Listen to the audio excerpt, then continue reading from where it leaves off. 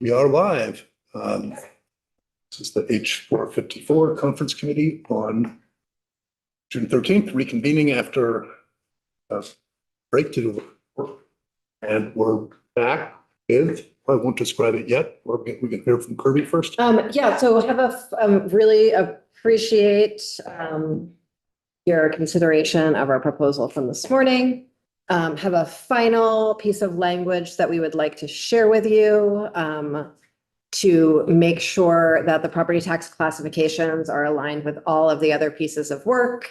It's just as if we did not have enough contingencies in this bill, we've added just a couple more to make sure that implementation is aligned. And Kirby, I wonder if you could share that with us.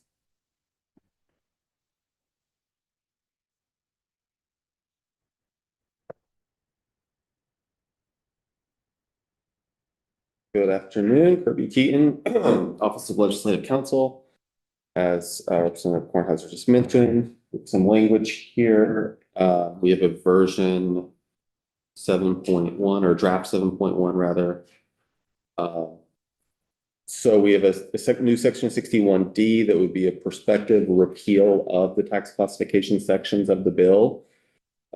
So this the classifications would be repealed under this language if new tax rate multipliers are not enacted by July 1st, 2028.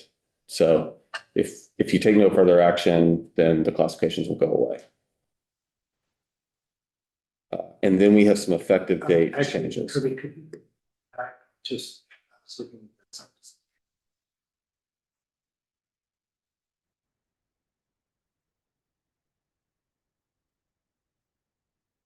Subdivision F10 is the effective date for the classification sections. So by repealing that, they would not.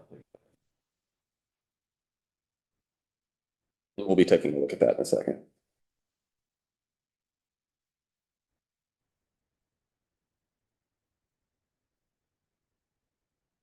Okay, so the other changes are in the effective dates. We have an effective, don't pay any attention to the misnumbering there. Did we catch that, John? Anyway, before you sign it, these numbers will be in the right order.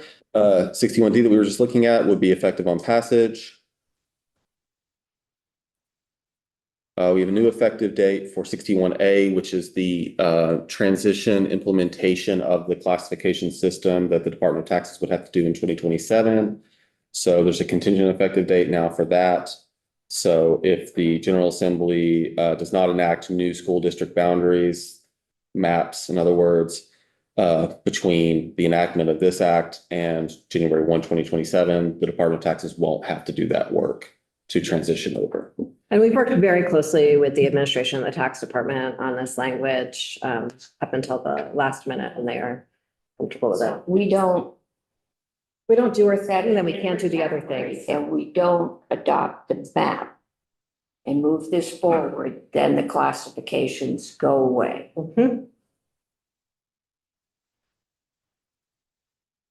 And if you could review it sort of in the opposite way, in order for the classifications to stay, we need to take affirmative action on a number of issues. Right. And finally, we have, so the classifications effective dates previously were for July 1, 2028. Throughout this process, we've included a lot more contingencies. And so we're putting the classifications in with that as well. So the actual statutes that would take effect are now linked to the contingencies of the entire system operating.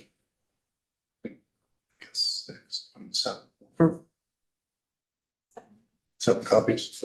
Yeah. I think sometimes we just do one.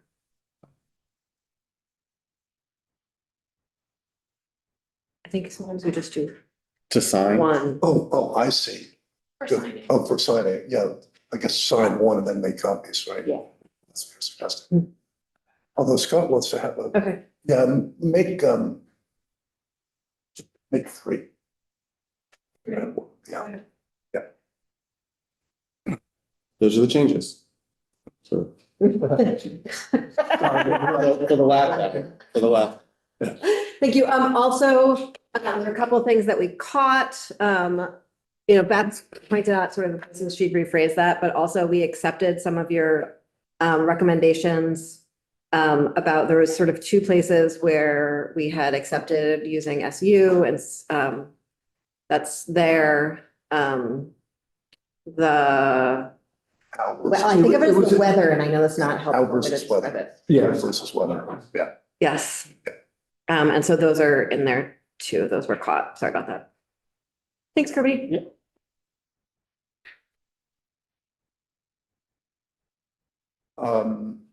Well, I think pending just a careful review of the final, we have worked out an agreement. Thank you. It's been for everyone, starting with all of our committees, respective committees, the process. It hasn't maybe gotten the attention that it should have. It did get the attention. The public didn't see much as we wish they had, how much this has been focused on kids. It hasn't been, the numbers have been talked about the most publicly, but there's also just as much work, this is what's thought into how this actually improves education across the board. And the goal, the mantra in the Senate Education Committee, and I assume we had something similar, figuratively speaking, written on the wall, was excellent educational opportunity for every Vermont child. And that's what this is. That's what we were trying to achieve.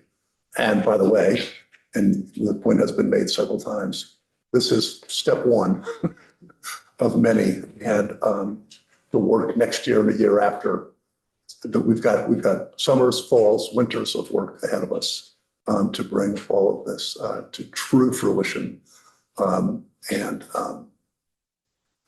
We all know all the parts, so I won't go into them, and all the things that we need to consider and all the ways we need to. One way that I've described this is that there are at least 1,000 moving pieces, and this bill deals with about 100 of them. Very true. A lot more to go, and a lot more thought to be given to how this all fits together in the end. But I did happen to hear the governor say this at the press conference, that this is a necessary step in order for any of the rest of this work to happen. So while I think, and I do appreciate, by the way, and I think we'll say them for all of us, that all of us compromised a lot to get here, which the conference committees are about. There's probably things that every one of us wishes were somewhat different, but overall, hopefully we have achieved something that is going to be a good foundation for our next steps. Well said. Thank you. Yeah, so. Sure. Perfect. Sure. All right.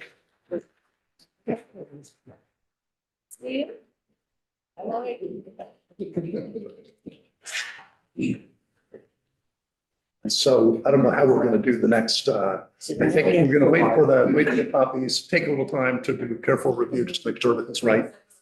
And, well, for 1 minute, leave us on until, why don't we say 4:30? Four? How much time do you? We're just reading. I'd say 30 minutes top. Okay, Okay, so 4 o'clock. okay. 4 o'clock. We'll come here and sign at 4 o'clock. That's the plan.